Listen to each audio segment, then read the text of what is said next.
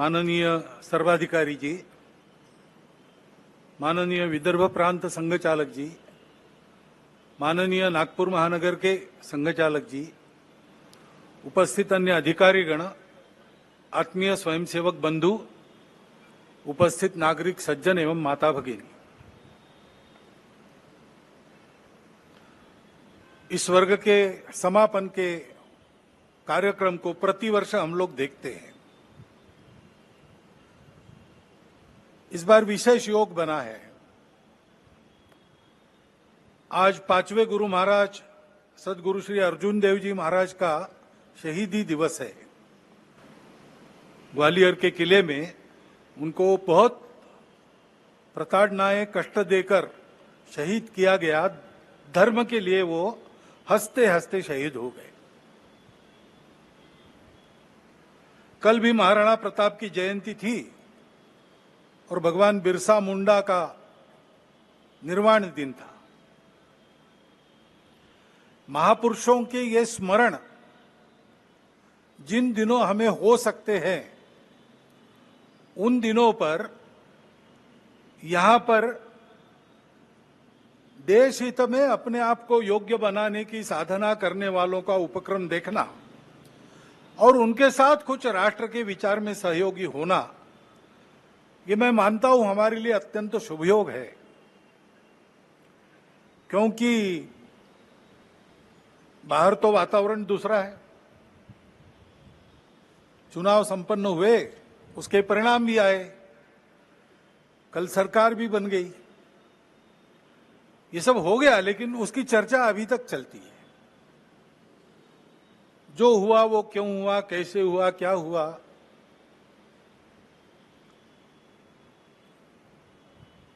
ये अपने देश के प्रजातांत्रिक तंत्र में प्रति 5 वर्ष होने वाली घटना है, होती है। उसके अपने नियम है, डायनेमिक्स है, उसके अनुसार होता है। अपने देश के संचालन के लिए कुछ निर्धारण करने वाला वो प्रसंग है, महत्वपूर्ण है। लेकिन हम चरविचरवन करते रहे, इतना महत्वपूर्ण क्यों है? समाज ने अपना मत दे दिया, उसके अनुसार सब होगा। क्यों, कैसे, इसमें संघ के हम लोग नहीं पढ़ते। हम अपना कर्तव्य करते रहते, लोकमत परिष्कार का प्रतिवर्ष करते हैं, प्रति चुनाव में करते हैं, इस बार भी किया है। बाकी क्यों हुआ क्या हुआ इस चर्चा में पढ़ते नहीं, क्योंकि आज ही कल ही आदरणीय सत्यप्रकाश महाराज जी ने हमको एक वचन बताया कबीर जी का। सार रूप में हम लोग उस प्रकार से विचार करते हुए इन सब बातों को देखते हैं। निर्बंधा बंधा रहे, बंधा निर्बंधा होई, कर्म करे करता नहीं, दास कहाए सोई। जो सेवा करता है, जो वास्तविक सेवक है, जिसको वास्तविक सेवक कहा जा सकता है, उसको कोई मर्यादा रहती, वो मर्यादा से चलता है। काम करते सब लोग हैं, लेकिन कार्य करते समय मर्यादा का पालन करते हुए उसको करना। जैसा तथागत ने कहा है, कुशलस्य उपसंपदा, अपनी आजीविका, पेट भरने का काम सबको लगा ही है, करना ही चाहिए। अपने शरीर को भूखा नहीं रखना है, परंतु करते समय कुशलस्य उपसंपदा है, कौशल पूर्वक, यानी उपजीविका के कार्य में उत्कृष्टता जैसे उस शब्द से निर्देशित होती है, वैसे ही वो कार्य करते समय दूसरों को धक्का नहीं लगना चाहिए, ये मर्यादा भी उसमें निहित है। तो ऐसी मर्यादा रख के हम लोग काम करते हैं। काम करने वाला उस मर्यादा का ध्यान रखता है। वो मर्यादा ही अपना धर्म है, वो मर्यादा ही अपनी संस्कृति है, जो महाराज जी ने अभी बहुत मार्मिक कथाओं से थोड़े में बताई, पूरी बताई। उस मर्यादा का पालन करके जो चलता है वो कर्म करता है, लेकिन कर्मों में लिप्त नहीं होता, उसमें अहंकार नहीं आता कि मैंने किया, और वही सेवक कहलाने का अधिकारी रहता है। ये उक्ति कल जब उन्होंने सुनाई तो मेरे मन में आया कि अपना विचार क्या है, संघ कैसे चलता है, उसको बताने का दूसरा कौन सा उपाय। सरल उपाय में यही है, 4 पंक्तियों में संघ की वृत्ति ध्यान में आती है। क्योंकि इन बातों में उलझे रहेंगे तो काम रह जाएंगे, और चुनाव प्रचार की या चुनाव में जो होता है उसकी बात ऐसी है, वास्तव में तो प्रजातंत्र की अनिवार्य आवश्यक प्रक्रिया है और उसमें 2 पक्ष रहते हैं, इसलिए स्पर्धा रहती है। स्पर्धा रहती है तो दूसरे को पीछे करने का, स्वयं को आगे बढ़ाने का काम होता ही है, होना ही चाहिए। परंतु उसमें भी एक मर्यादा है, असत्य का उपयोग नहीं करना। चुने क्यों जा रहे लोग संसद में जाएंगे, बैठकर अपने देश को चलाएंगे, सहमति बनाकर चलाएंगे। हमारे यहां तो परंपरा सहमति बनाकर चलने की है।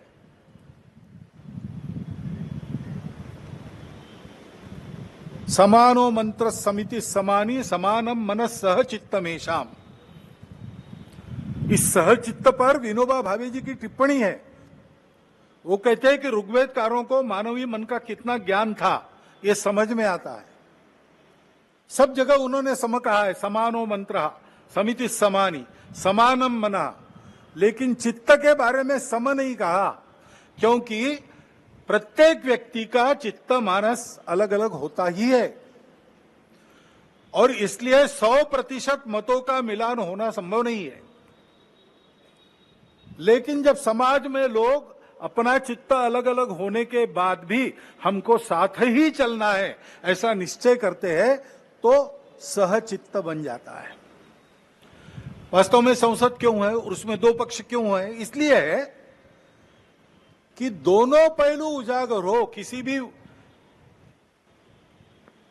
सिक्के के 2 पहलू रहते हैं, ऐसे किसी भी प्रश्न के 2 पहलू रहते हैं। एक पक्ष एक पहलू का विचार करता है तो दूसरे पक्ष ने दूसरा पहलू उजागर करना है ताकि जो होना है वो पूर्णतः ठीक हो, सहमति बने। इसलिए संसद बनती है, लेकिन ऐसी सहमति बनना स्पर्धा करके आए लोगों में थोड़ा कठिन भी रहता है और इसलिए हम बहुमति का आसरा लेते हैं। उसके लिए स्पर्धा चलती है। स्पर्धा है, कोई आपस का युद्ध तो है नहीं। जिस प्रकार ये बातें हुई, जिस प्रकार एक दूसरे को लताड़ना हुआ, जिस प्रकार प्रचार के दौरान हमारे करने से समाज में मनमुटाव बढ़ेगा, 2 गठ बटेंगे, आपस में शंका संशय उत्पन्न होगा, इसका भी ख्याल नहीं रखा गया और विनाकारण संघ जैसे संगठनों को भी उसमें खींचा गया। टेक्नोलॉजी का सहारा करके असत्य बातें परोसी गई, नितांत असत्य। क्या शास्त्र का, विज्ञान का, विद्या का ये उपयोग है? सज्जन विद्या का ये उपयोग नहीं करते। विद्या विवादाय ये खलस्य, ऐसा कहा है। विद्या विवादाय धनम मदाय शक्ति परेशान परपीडनाय खलस्य साधो विपरीतमेतत् ज्ञानाय दानाय च रक्षणाय। विद्या का उपयोग प्रबोधन करने के लिए होता है, लेकिन आधुनिक विद्या टेक्नोलॉजी का उपयोग असत्य परोसने के लिए किया गया।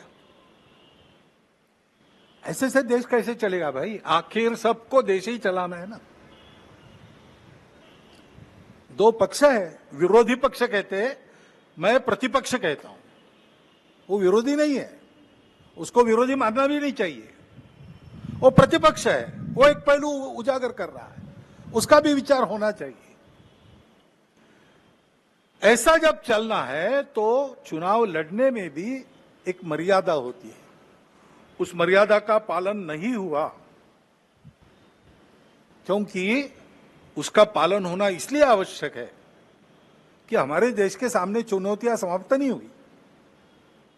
अब सरकार बन गई, वही सरकार फिर से आ गई, एनडीए की। अब ये ठीक है, पिछले 10 वर्षों में बहुत कुछ अच्छा हुआ है। आर्थिक हमारी स्थिति, आधुनिक दुनिया जिन जिन मानकों को मानती है, जिसके आधार पर आर्थिक स्थिति का मापन करती है, उनको लगाए तो हमारी आर्थिक स्थिति बहुत अच्छी हो रही। सामरिक स्थिति हमारी निश्चित रूप से पहले से अधिक अच्छी है। दुनिया भर में हमारे देश की प्रतिष्ठा बढ़ी है।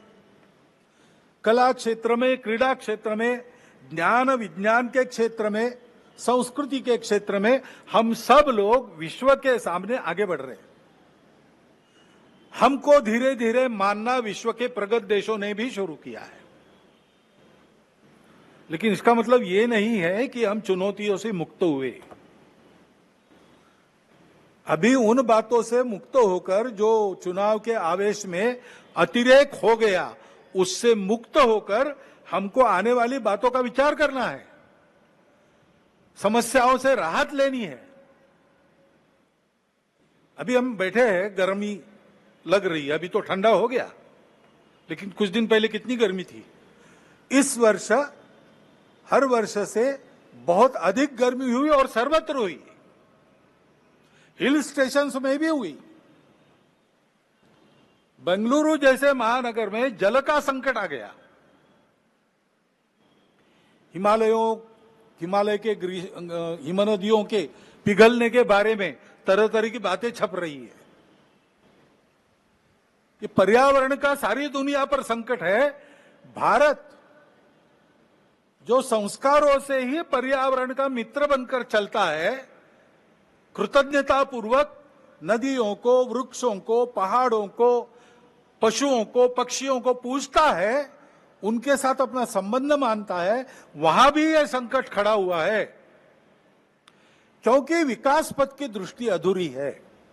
उसको बदलना होगा, सबको बदलना होगा।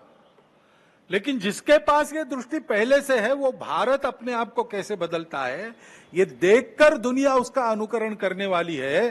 तो हमको अपना स्व के आधार पर एक विकास पथ ठीक से बनाना है। अभी उस स्व का विचार करके भी बहुत सी बातें हो रही है, लेकिन हमको मूल से विचार करके दृष्टिगत सारी बातें बदल के करना पड़ेगा।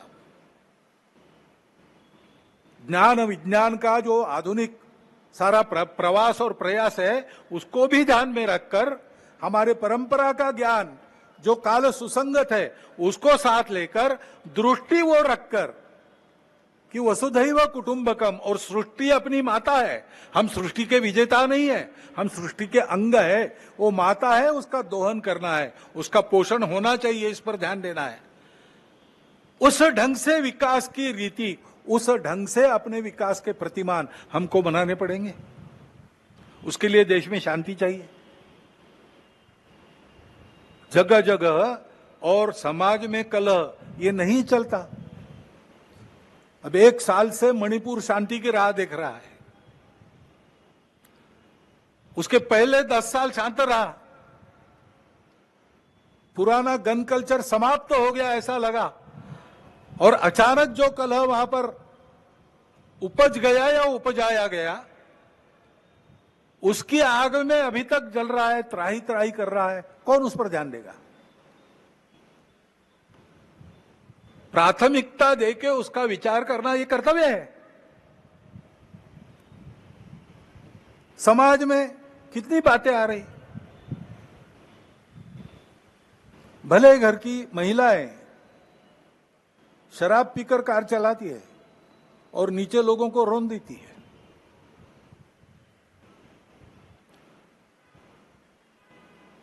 कहां हमारे संस्कार कहां गए, हमारी संस्कृति कहां है?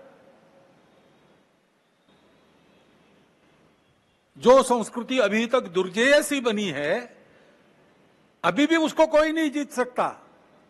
लेकिन उस संस्कृति के वाहक हम लोग उसकी परवाह रखेंगे तभी। इसलिए समाज में पीढ़ी दर पीढ़ी चलने वाले, संपूर्ण सृष्टि की धारणा करने वाले धर्म के संस्कार, जो संस्कृति हमको सिखाती है, उस संस्कृति के पनपने का, आगे की पीढ़ी तक पहुंचने का प्रश्न खड़ा हो गया है। जिन्होंने उसको त्याग दिया, उनकी स्थिति दुनिया में अच्छी नहीं है। भले ही भौतिक वैभव होगा, परिवार टूट रहे हैं, मन में अशांति है, छोटे बच्चे बंदूक लेकर अपने विद्यालय के सहपाठियों को गोलियों से भून डालते, ऐसी परिस्थितियां आती है। पिताहीन मातृत्व, कितनी बातें हैं। क्या हमको वैसे बनना है? क्या हमको अपना परिवार प्यारा नहीं है? क्या हमारे सगे संबंधी हमारे कुछ नहीं लगते? उस संस्कृति के संरक्षण का प्रश्न है। उसके लिए समाज में बात करने वाले, समाज में विभिन्न कार्यक्रम करने वाले, समाज का प्रबोधन करने वाले माध्यम, सबको अपने ऊपर संयम का बंधन एक लाना पड़ेगा। और वैसा वो बंधन लाए, क्योंकि आज के तंत्र में सरकार बहुत सी बातें देखती है, उसके लिए भी सरकारों को प्रावधान करने पड़ेंगे। बहुत काम करने पड़े हैं, और ये काम केवल सरकारों को नहीं करने, इनकी भी चर्चा हम करते हैं, लेकिन केवल चर्चा करने से नहीं होता। इसके लिए समाज को सिद्ध होना चाहिए। वास्तव में प्रजातंत्र में तो समाज ही राजा को बनाता है और समाज ही अपनी स्थिति को बनाता है। तो समाज ने अपने आप को खड़ा करना, यह पहली बात आवश्यक होती है। समाज परिवर्तन से व्यवस्थाओं का परिवर्तन होता है। दुनिया में सर्वत्र, दुनिया का इतिहास देखिए, यही हुआ है। जब कोई परिवर्तन आया, समाज में आया, उसके कारण व्यवस्था में आया। नेतृत्व खड़ा हुआ, लेकिन नेतृत्व को समाज का प्रतिसाद मिलने के लिए समाज का परिवर्तन हुआ। फ्रांसीसी राज्य क्रांति में फ्रांस के गरीबों का असंतोष शिखर पर पहुंच गया था, इसलिए क्रांति की बात करने वालों के पीछे सारी जनता खड़ी हो गई। यही रशिया में हुआ है।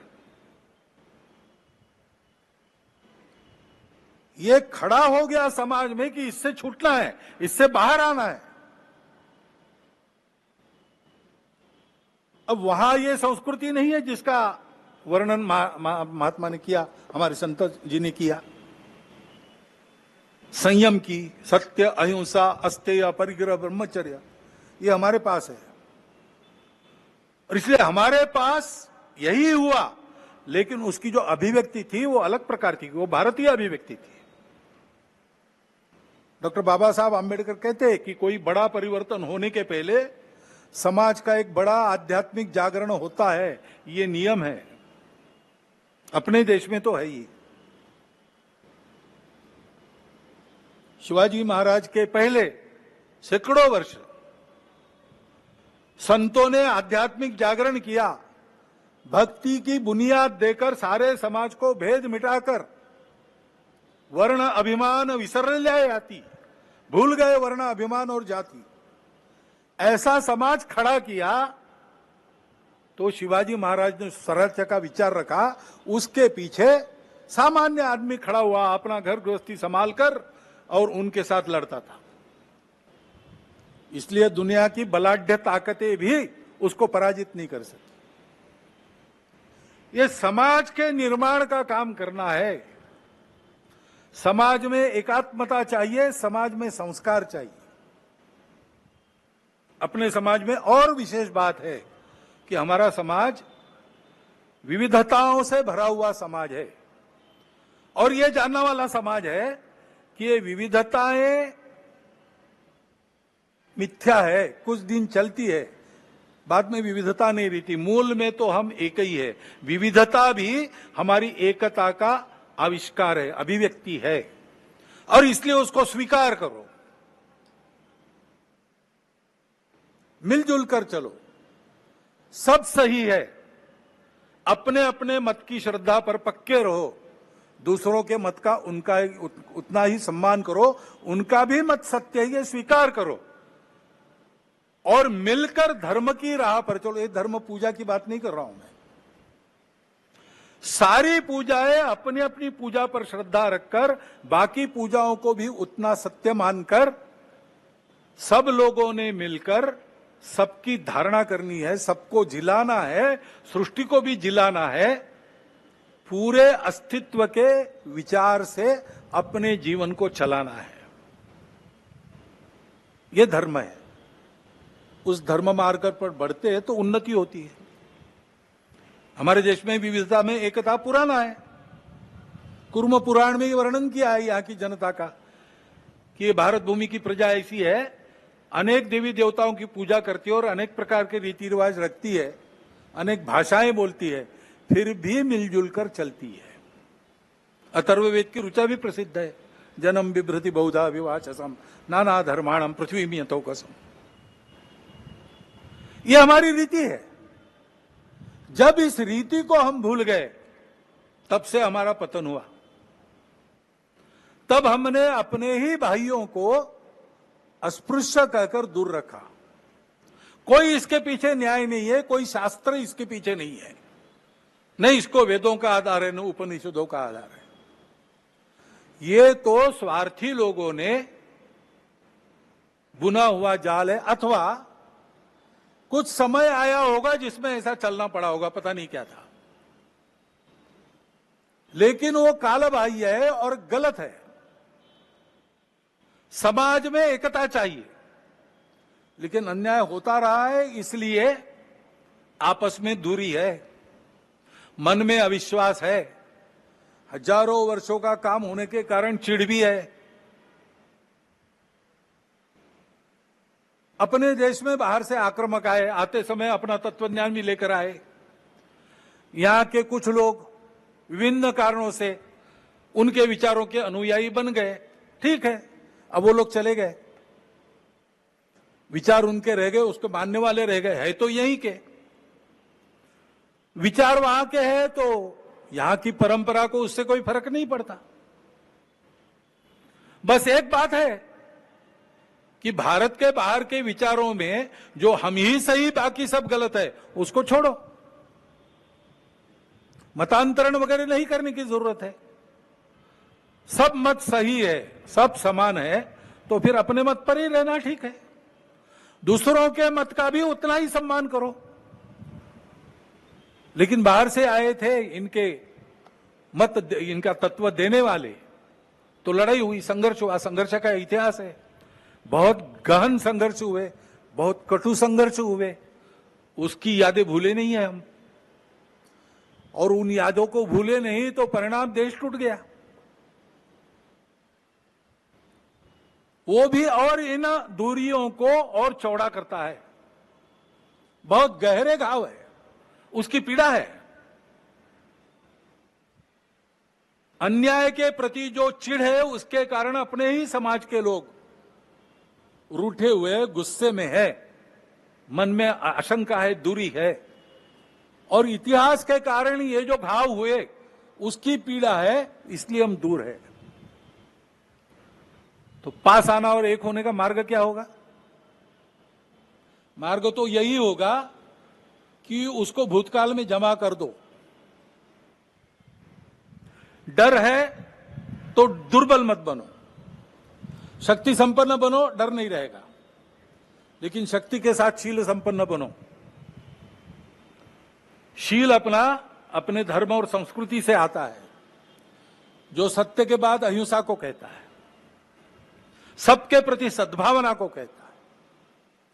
सबके प्रति सद्भावना को लेकर पुरानी बातों को भूलकर सबको अपनाना,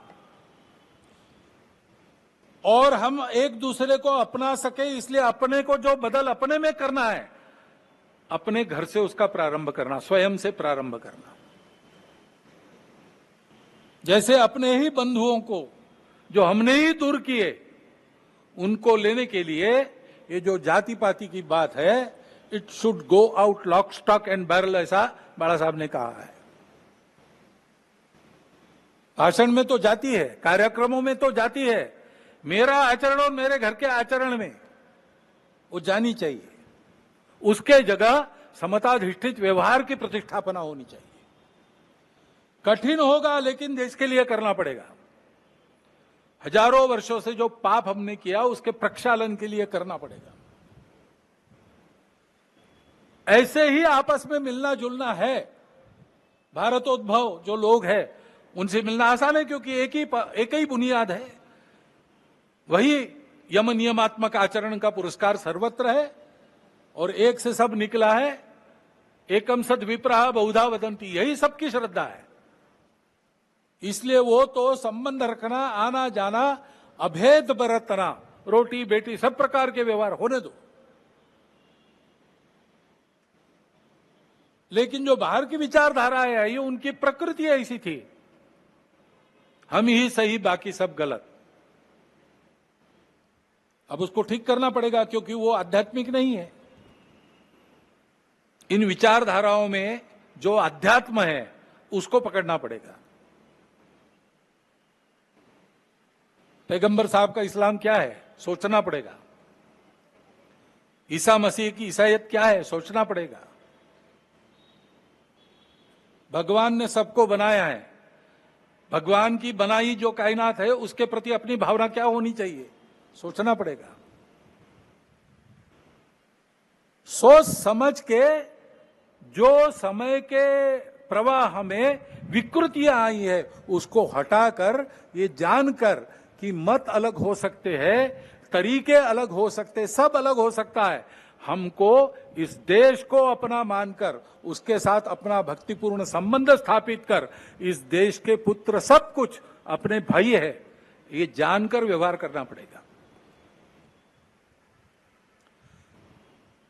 और ये होना पड़ेगा तो उसके लिए आदत की आवश्यकता रहती है, क्योंकि विचार तो अच्छे होते हैं, मन को भी अच्छे लगते हैं, बुद्धि भी उनको मान्य करती है, लेकिन दशकों की शतकों की जो आदत है उसको सुधारने में समय लगता है, उसको सुधारने में समय लगता है। और इसलिए उसके लिए रोज व्यायाम करने की आवश्यकता है। वो व्यायाम ही संघ की शाखा है। ये सारी बातें संघ की शाखा में होती है, हंसते खेलते होती है, करने वालों को ध्यान में भी नहीं आता कि जो मैं कर रहा हूं उससे ये हो रहा है। 10-12 साल के बाद पीछे मुड़ के उस समय के स्वयं के चित्र को देखता है तो उसको लगता है कि मैं कितना बदल गया। संघ यही काम करता है, संघ इसी के लिए है। ये करते हुए अपने विश्व के सारे जीवन का आधार बनने वाले भारत को फिर से उस रूप में खड़ा करना, यह कर्तव्य है, इसको करना है। इसलिए यह तपस्या है और इसलिए हम इन सारी बातों को करते हैं। अभी 5 बातों का आग्रह हम समाज के सामने रख रहे हैं। स्वयंसेवक अपने से प्रारंभ करेंगे, कर लिया उन्होंने, शुरू होगा, धीरे धीरे बनेंगे। एक तो बात है सामाजिक समरसता का व्यवहार। अपने कार्य क्षेत्र में जितने प्रकार का समाज रहता है उन सब में अपने मित्र और मित्र कुटुंब होने चाहिए, अपने कुटुंब के। और जहां अपनी शक्ति है कि समाज हमारे कहने से मान सकता है, वहां मंदिर, पानी, स्मशान सबका एक होना चाहिए। पर्यावरण के बारे में हम प्रयास करेंगे, पानी बचाओ, प्लास्टिक हटाओ, हरियाली, पेड़ लगाओ, अपना घर हरित घर बनाओ।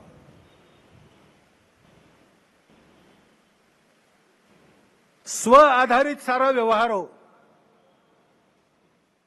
स्व आधारित जीवन की कल्पना में उपभोग के लिए जीवन नहीं है, समृद्धि चाहिए, अय्याशी नहीं चाहिए।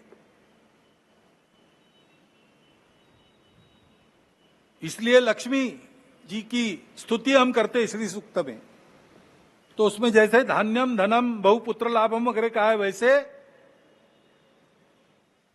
न क्रोधो न लोभो न च मात्सर्यो न अशुभा मति, ये भी कहा है। नीति युक्त लक्ष्मी, उसकी हम पूजा करते हैं, उपभोग में नहीं उसको दौड़ते, उपभोग की रेस में हम नहीं दौड़ते, हम संयम रखते हैं, संयमित उपभोग, इस पर हमारा विश्वास है। इसलिए फिजूल खर्ची नहीं करना, बहुत ज्यादा तामझाम की आवश्यकता नहीं, सादगी से रहना, मितव्ययिता से रहना।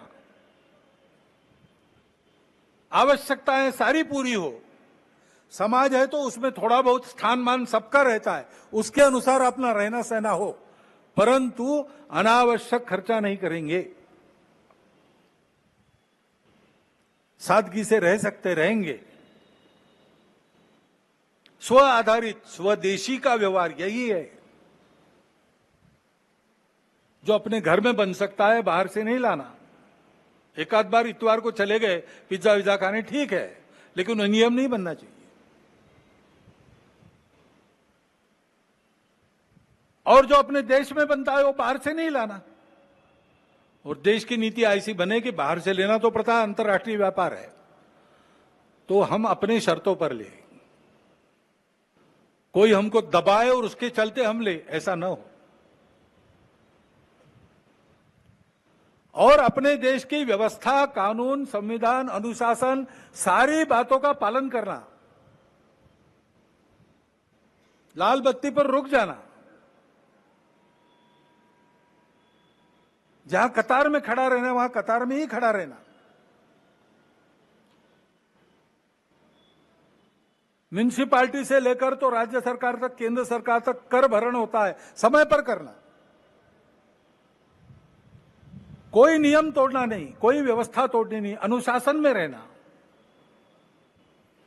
और ये सारा मैं और मेरा परिवार कर सकूं, इसलिए हफ्ते में एक दिन अपने परिवार के साथ बैठना, अपनी परंपरा, कुल की और देश की, उसकी संस्कृति, उसके मूल्य, उस पर आधारित व्यवहार, इसका स्मरण करना, उनको अपने जीवन में परिश्रम के साथ प्रसंग आया तो प्राण देकर भी निभाने वाले अपने कुल के और अपने देश के पूर्वजों का स्मरण करना, और उसके अनुसार अपना घर है कि नहीं इसकी चर्चा करना, और सहमति से जो तय होता है वो लागू करना।